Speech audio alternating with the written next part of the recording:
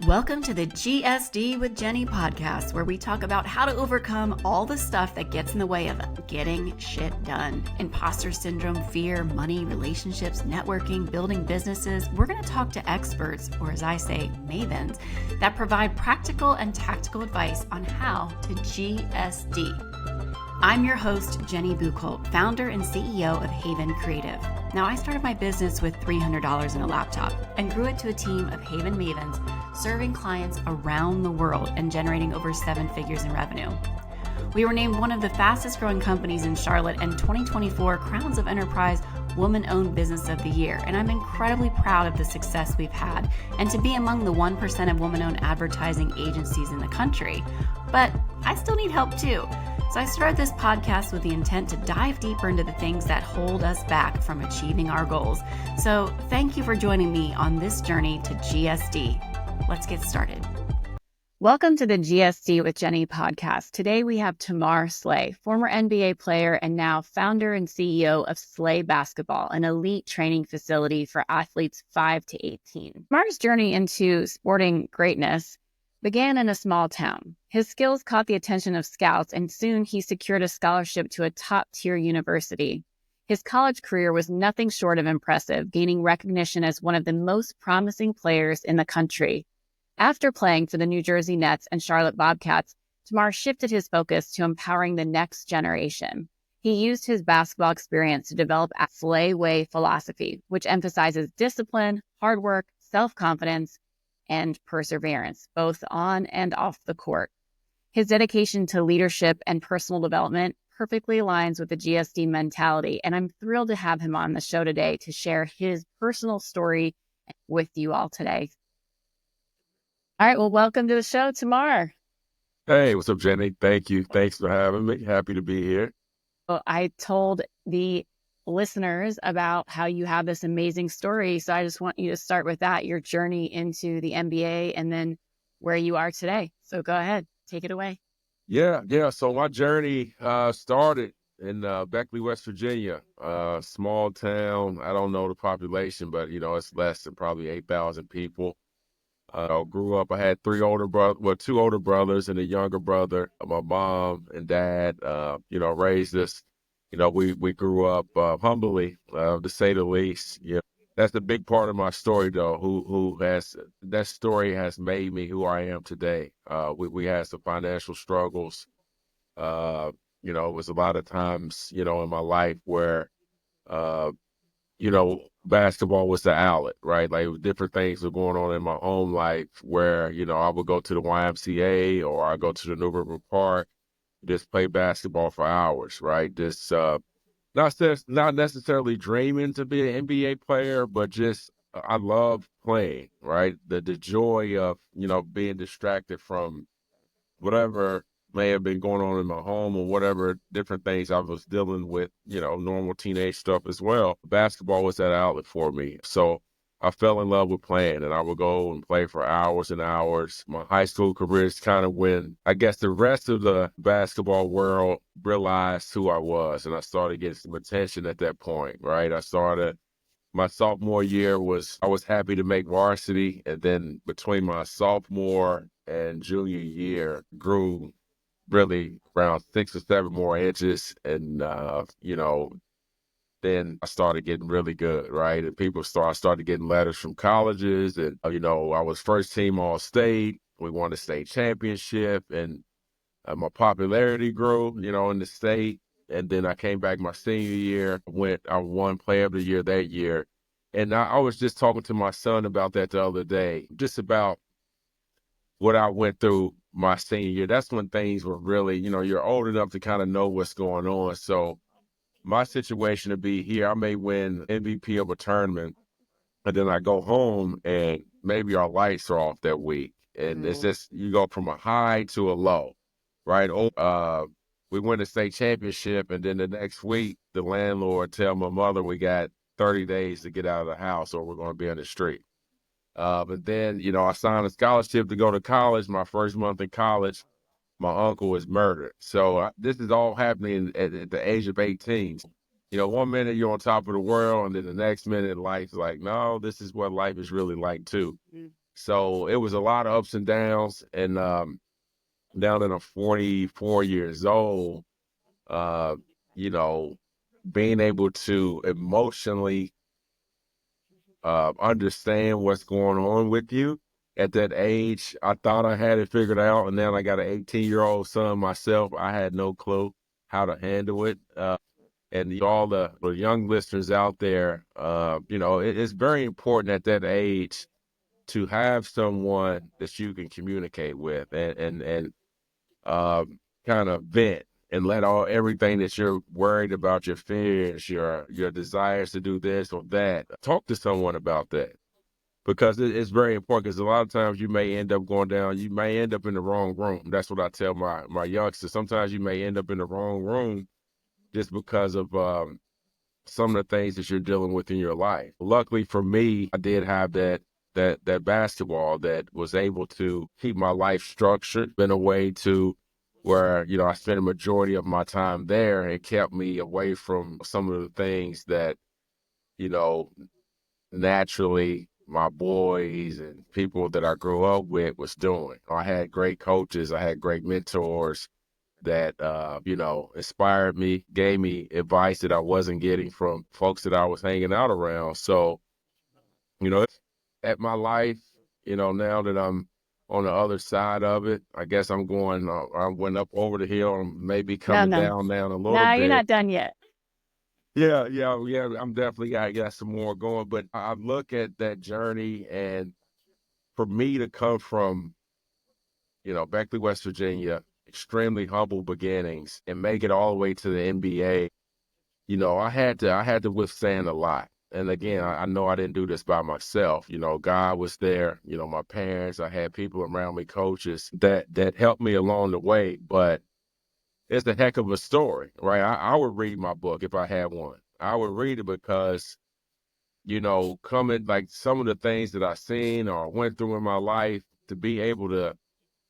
Then the reason why I say that, Jenny, is because I'm now a coach, and I see how hard these kids are working, and some of them don't even get a scholarship to college. And then these players that I see and I watch on TV now, this heck of a basketball players, they don't get to play in the NBA. And for me to be able to get from where I was all the way to the biggest stage in basketball, one of the most popular sports in the world, they pick 54 guys every year out of billions that's playing the sport. You know, that's big time. I pat myself on the back, right? Again, I give props to those who helped me out along the way, but it was a lot of discipline, a lot of hard work, a lot of sacrifice involved in my journey to get all the way to the NBA.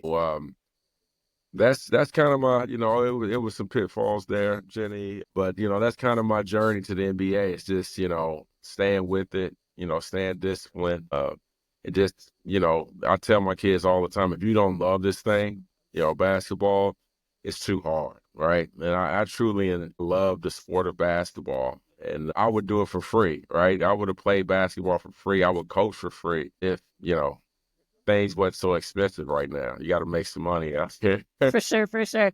You left out a big piece to that, though. So you started when you got that scholarship to Marshall. Tell me about that. I know there's a specific story because you started in what was going on at home when you started college. Yeah.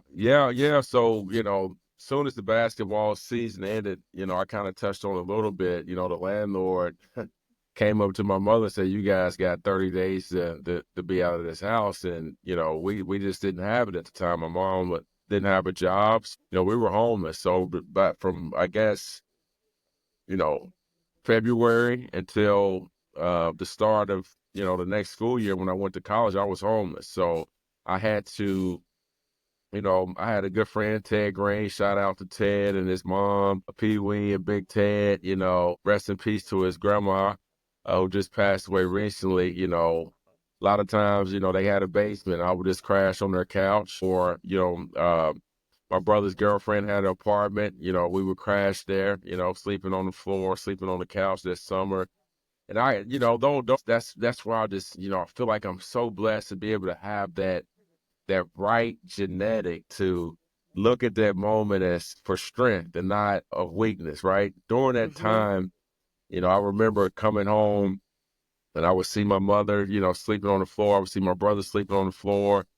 With me, in the basement by myself at my boy's crib, just thinking of ways I could get out of that, not ways I could make it worse. So I would get up the next day and go to the YMCA. I would walk to the YMCA and, this usually is me in there by myself early in the mornings and just play ball for hours and hours. Again, knowing that I was going to play in the NBA, but it was a place of peace. And I enjoyed the challenge of getting better. And again, at that point, I was realizing that, I was having a lot of success, right? So let's keep this going. My goal, at that point, I'd already signed a scholarship offer to go to Marshall. It was just to, graduate from college. That was the goal. And then I get to Marshall my freshman year. I averaged 7 points a game, was just an average player. But again, my work ethic, I wasn't satisfied with that. I started working even harder and I went from averaging 7 points to 20 points. At that point, I'm hearing chatter, from people saying like, man, they saying you can go into the NBA.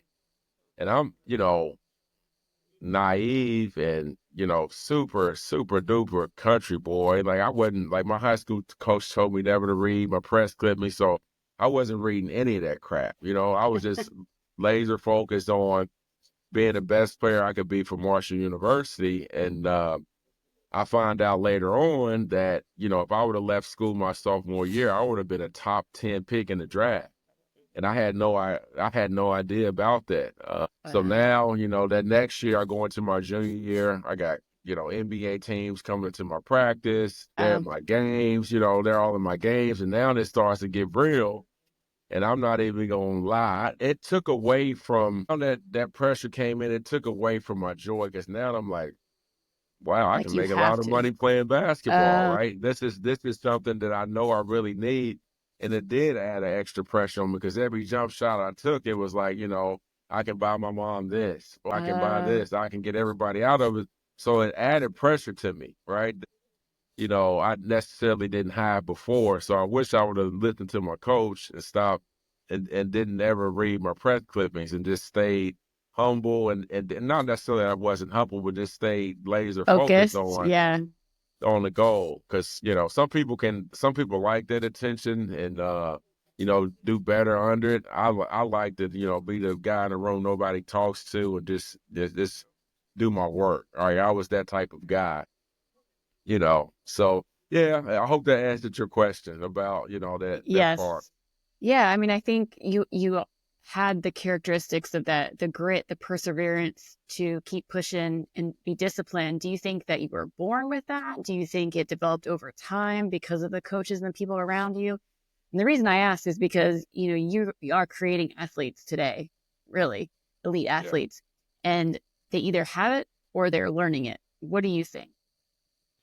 Yeah, so yeah, I think I was born with it. I think this is a gift from God for sure. Because a lot of times I'm talking with maybe my peers, even my teammates when I played, or when I'm coaching a kid now, I'm seeing something in them that they don't see. Right, the attention to detail, the perseverance ability. I mean, just the teamwork part of it, like all those different things that I naturally have that no one really had to coach for me.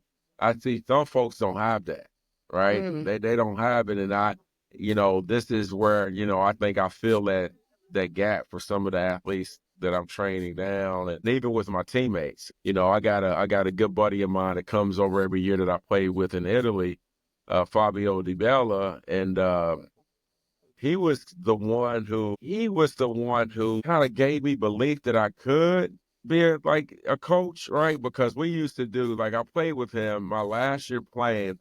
Before every game, I would give a pep talk, right? I'm getting the guys excited, like boom, boom, boom. You know how my pep talks are, Jenny. I be getting Yes, I people did. fired up, right? And I didn't, that was the first time I was ever doing that as a player. And one game I didn't do it. And then the whole team was kind of that, like looking like Slay, you're not gonna talk to us before we go out. And after the game, Fabio kind of talked to me and was like, "Look, man, like this is what you say. Even the music, I'll tell you that song you were asking me about. Even the song that I would make the team listen to before we went out to play, and my pep talk it motivated them, right? It made them believe more, and little things like that. Now that I'm older and I look back, those were little inspirations for me to know that I got a special gift to be able to motivate and make people believe, even when the chips may be down.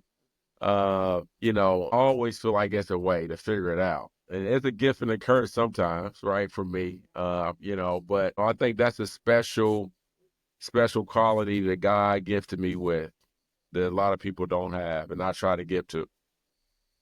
Yeah. So, what kind of advice would you give someone who is struggling right now that is trying to overcome the head trash, maybe like the anxiety of performance?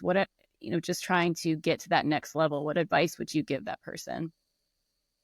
Well, I mean, really, you have to tell them to keep believing, right? Right, to see the bigger picture, because I think when you go down that rat hole of I can't do it, or what this person is thinking, that person is thinking, you get distracted from what your main goal is. So, a lot of positive affirmation to them about like you can do it, believe in yourself, try again, like little simple things like that go a long ways with folks that um, don't have the personality or the spirit to, make a mistake and still come back again. Be like, I'm gonna try this again, or lose the game and be like, or lose 50 games and still feel like they got a chance, right? And I was that type of dude. I mean, I got to give my older brothers some credit too, because I used to lose and get beat up a lot, and I had to keep coming back if I wanted to hang, right? So I had to figure it out.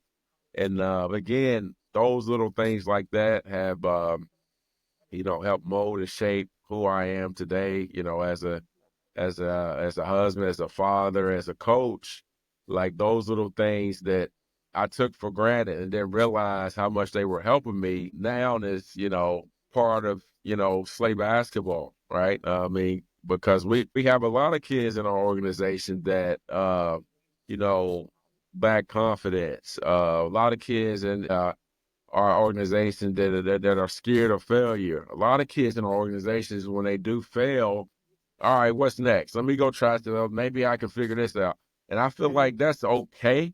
But I also feel like if because my dad always told me never give up. If you give up on something, you're going to give up on something else. You're going to give up on something else. And then you're never really going to really truly find your way. You're going to be jumping around a lot. So these transferable skills that we like to say, also is going to apply for you, once you go to college, once you graduate college, once you start a family, once you start working or be a business owner, you're going to need all these transferable skills that we, on a consistent basis are preaching to our kids. Yes.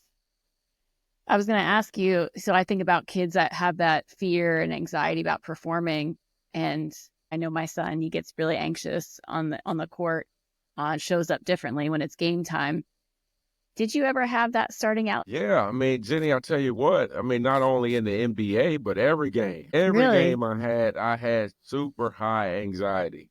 So I Really? had to find what got me to where I was ready for that. And I was the type of guy, I told my high school team this the other day, like, in order to get to your focus before practice, you got to find that space that gets you focused. Like some folks are silly. They like to laugh and joke around.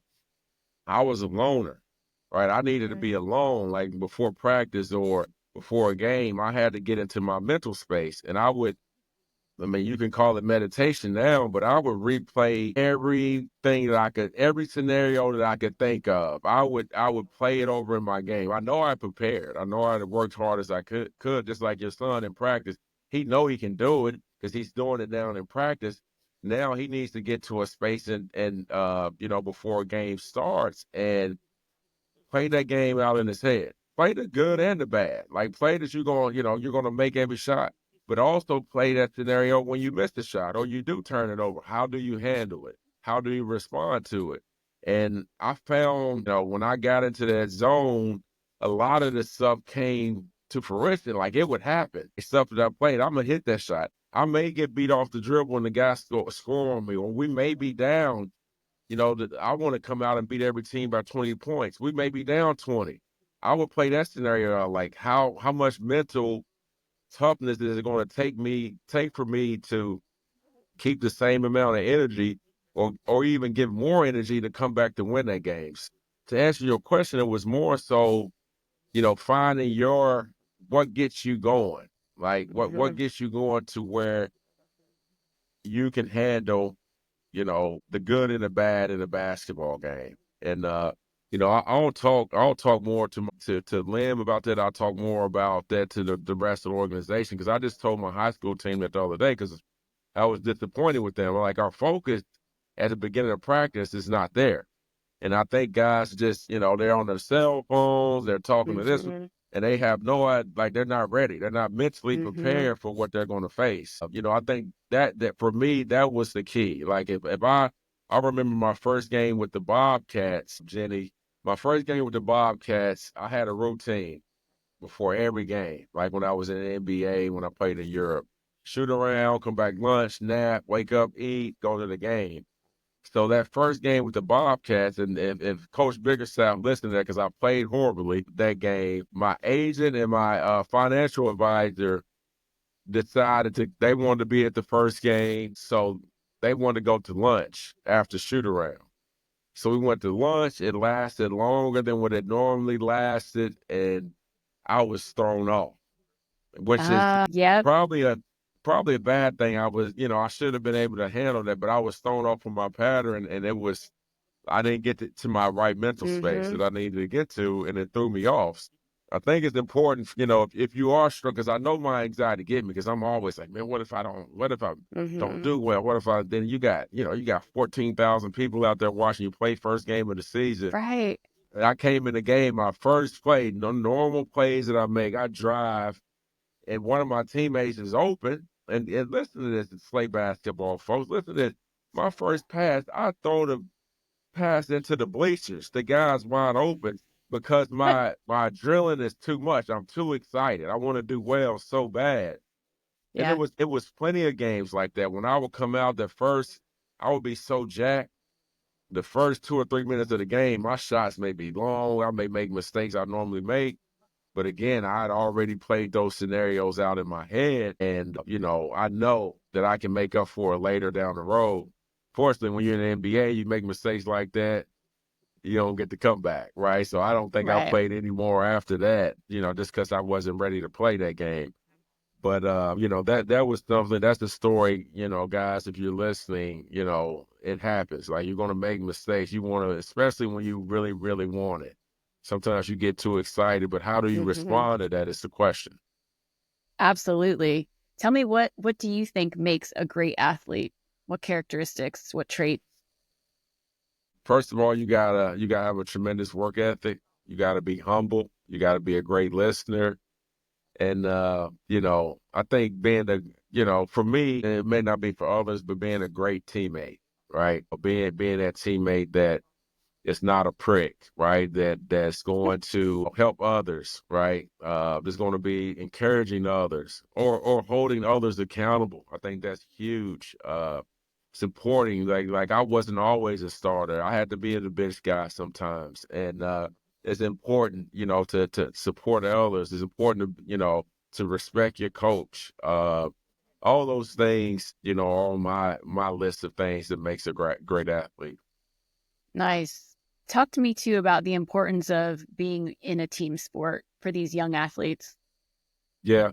Well, I was saying it earlier, those transferable skills, right? Teamwork, hard work, perseverance. I mean, even time management, leadership, all these things that, will carry on not only on the court, but in the classroom, right? If you got these qualities of time management and hard work and, being a great listener, you're probably going to be a great student. And then that stuff then carries on over to how you respect your parents at the house, right? How are you when when you get a job and you're working for someone else? Are you humble enough to listen to your boss, or are you going to be the type of guy that your boss tell you to do A and you do B, right? Then you're going to end up changing jobs forever. Now the leadership part comes in if if you want to be a CEO, you got to be able to lead, you got to be able to motivate, you got to be able to communicate. So you hear us talk about communication all the time in basketball, right? Like, being able to communicate with your teammates. All those transferable skills have really helped me, right, with Slay basketball because, I've been doing this for almost 10 years now. And everything I just mentioned, I had to have, and perseverance is probably the biggest Mm-hmm. one, right? Because, I Mm-hmm. had made $1 in 10 years doing this thing, right? I've been trying to build it up and just Yeah. staying with it. And I see a lot of my fellow trainers or fellow teammates, they started off and they may be going there for a minute, and the minute it's not hot anymore. Okay, what happened to your Instagram post? What happened to this? What happened to that? What you doing now? They got a completely different job. And for me, like I get excited, I get excited when it's hard, right? I I get mean, that's excited yeah. when yeah. So You told me that once. You said you work best when your back is up against the wall because it sounds like that's exactly what drove you throughout your career. You said it earlier, the ups and downs. I mean, being an entrepreneur is full of that roller coaster moments, right? yeah, yeah, it is. I mean, like I said, that's a gift and curse for me. Like if you put the chips down on me, man, I turn into a werewolf. I turned into a werewolf, and I'm pretty consistent when I'm doing well. But the moment something goes wrong, it's like my Superman powers come into play, right? And Yeah. again, I think that's from my childhood, right? The moments I talked about of seeing my mother and brother, not having a place to live and not having food to eat, and or this is my uncle, being murdered, things like that. It was always like, okay, what can I do to make the situation better?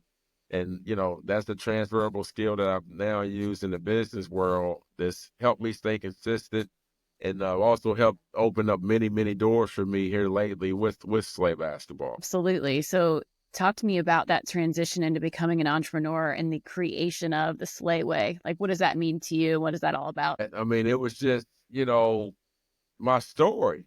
I mean, it was really just my story, like the stuff that I talked about so far, like everything that I did as a basketball player and, as just being a normal person is what Slate basketball is all about, right? Like when you walk into this door, this small gym that we have here, it's a family atmosphere. What I mean? People, you giving hugs, you high-fiving the kids, coaches are talking with parents, knowing them by their first name. And then when the kids step on the court, for that hour. Like we're locked in. I mean, it's serious business. We're not allowing kids to run to the line. We're telling our kids to run through the line, right? We're not allowing kids to cheat a drill, right? We're not allowing them to take shortcuts. We're challenging them when they think they can't run another suicide. Come on, we got one more. Yep. Right. And that's what it's all about. That's what it's all Mm. about. And again, I got kids now. I've been doing this for so long. We got kids who are in college now. Some of them are just students, right? And they still may check happy birthday, coach. I'm doing great. We got kids that's in our basketball player, Keenan Jackson, for example. I mean, him and my son are best friends, but he's a freshman at NC State playing football, and he's getting minutes as a freshman, right? So little things that we were giving him as a fifth and sixth grader, he's now using, and I told him this before he went to school. Well, it was throughout his senior year, and he played at Weddington. He ended up winning, I think, player of the year in football and a state championship. And he came back in from NC State. And I said, Keenan, I didn't say nothing to you your senior year, but the kid had that focus that I was talking about. He would come Mm. in here from track practice, and he would come in right after track practice exhausted, and it wouldn't be no talking, no joking around. He would just work his tail off.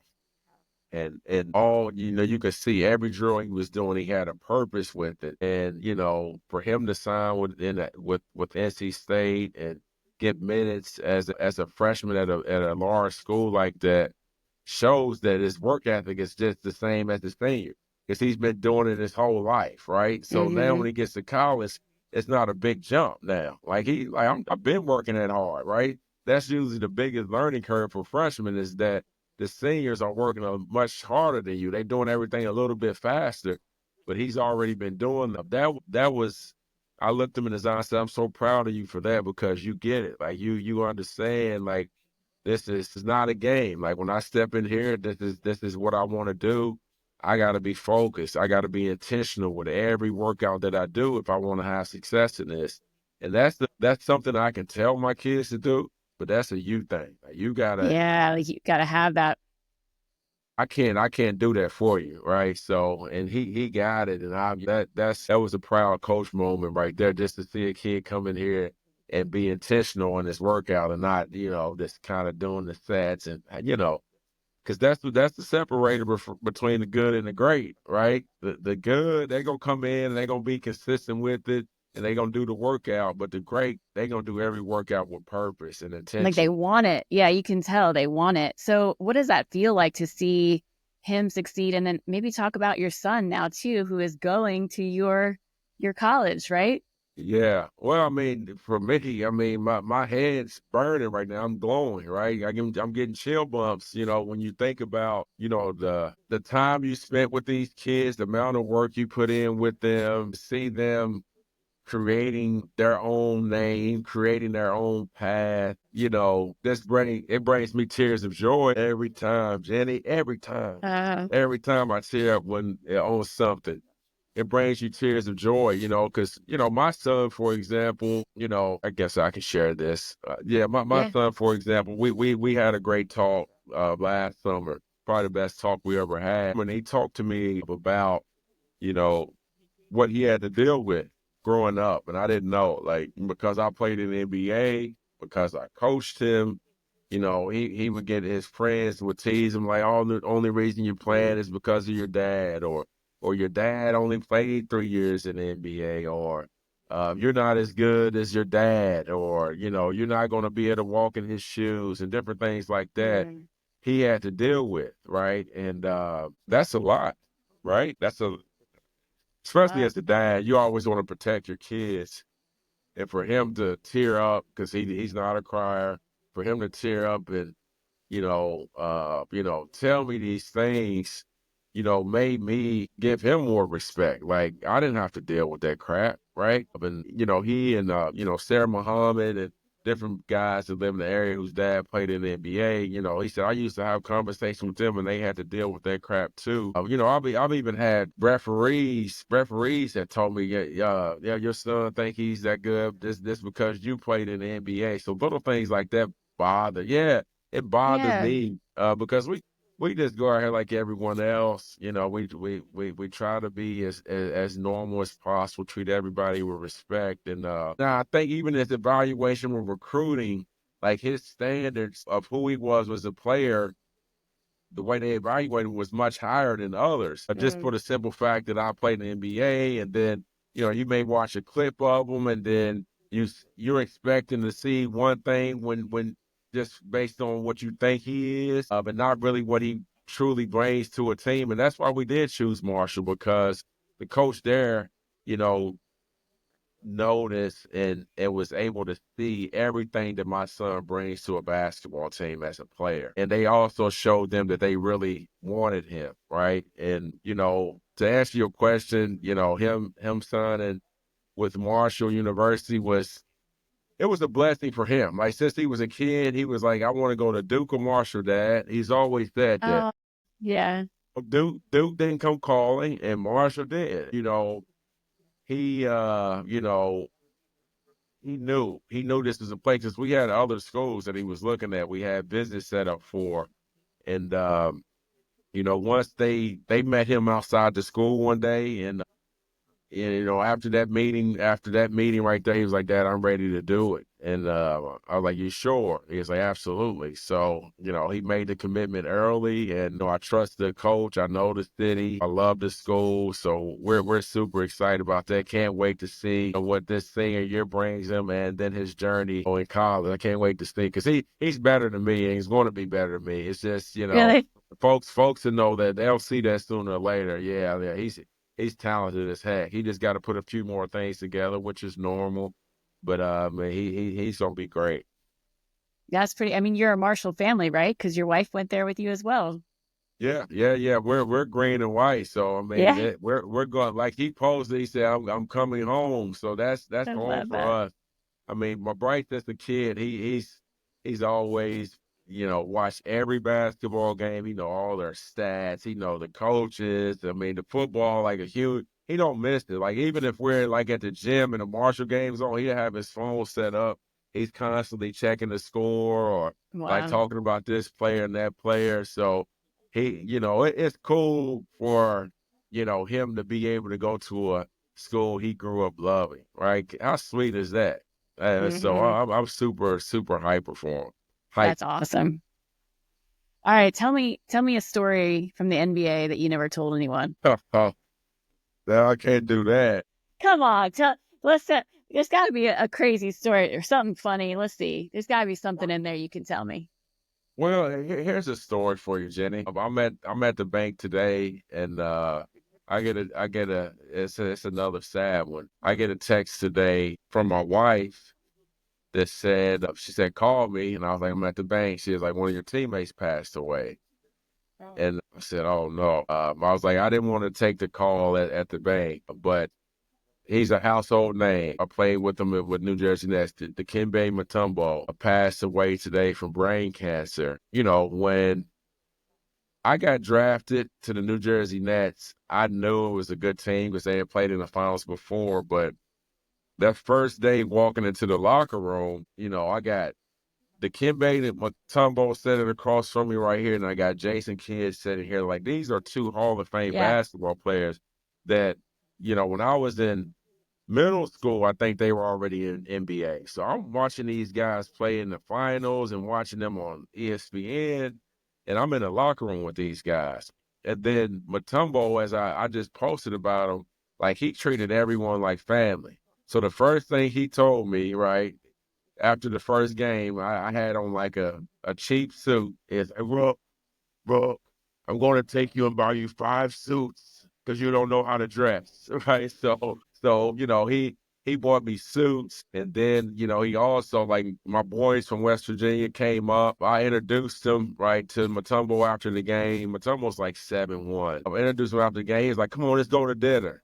So he take, my boys never met a guy like that before from West Virginia. He takes us out to dinner. And, he's just telling stories about, Michael Jordan. He's telling stories about, when he was a rookie, and, just the life of an NBA player. And I mean, he's hilarious. If anybody know Mutombo, you guys know what I'm talking about. I mean, his voice alone, and then his personality was just hilarious. Like, we were in the floor laughing. It's surprised we didn't get kicked out of there. We was laughing so hard. But that was, unfortunately, he was taken from us today way too early, 58 years old, had brain cancer. Again, I got to spend some time with him when I worked with the union for the NBA. And then it couldn't have been too long ago. I mean, 5, 6 years ago, I'm in Carolina courts. We're in Carolina courts in Concord, and I see a big 7'1" dude, coaching. I'm like, man, is that Dinky?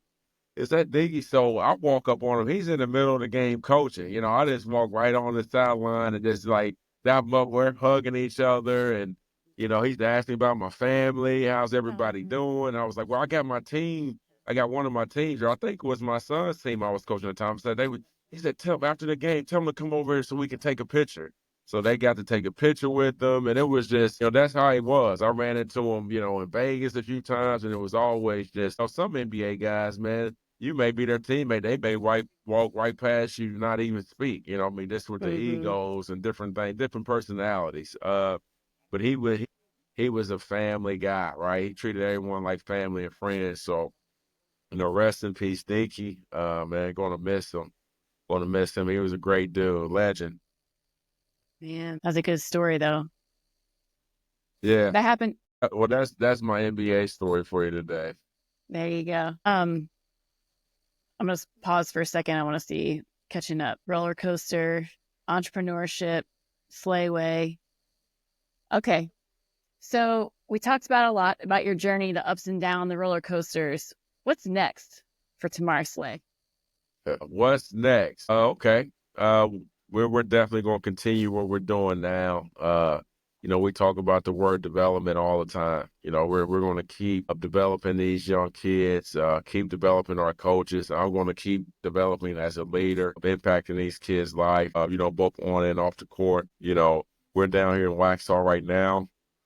We do plan on making an announcement here sooner about, some different changes in the organization for the better. We got to wait for the ink to dry on that stuff first. But, we got big things planned. Like you said earlier in the call, it's just the beginning. And I agree. Like I'm just now starting to figure this entrepreneur, this development, this coaching thing out. I'm just now starting to figure it out. I've been,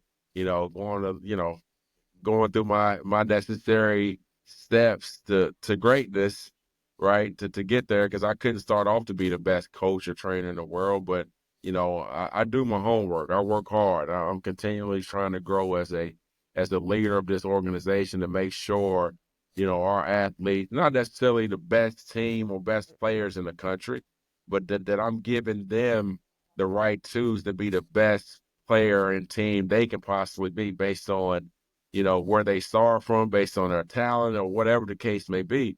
Because I know the impact I have for these guys is not just going to be on a basketball court. It's going to be, when they're my age, right? And they're going to be, they're going to be telling Coach Slay stories. Like, I remember my coach told me, when, I missed 10 free throws in a row, he told me I could make the next one. And I hit the next one and we won the championship, right? Little things like that is what we're doing this thing for. It's not for me to, that's one thing about me. I'm not doing this stuff to grow my popularity in one bit, right? Like I've done what I had to do in the basketball world.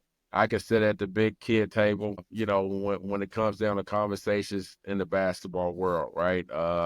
My resume is stamped. I don't have to do anything to try to prove myself. So everything that I do and I give back is for the kids. It's not to get me more followers, not to get more attention to Tamar Slay. Even Slay's name's on here. That's just what I came up with, when I first No, retired. Yeah, I just wait. came up with You that. have Yeah. you have the best name though. Seriously, Slay. Like, come on, Slay in basketball, and it made the perfect acronym, right? Stay ready, lead by Yeah. example, act with courage. You get what you put in. Yeah. Well, I mean that's what I've heard. So that's why we've always stuck with it. And again, people who don't know me, they may be like, man, he just want to put his name and then nah, it's not about that. I want the best for these athletes and kids. I want to see them succeed, and I'm passionate about this, right?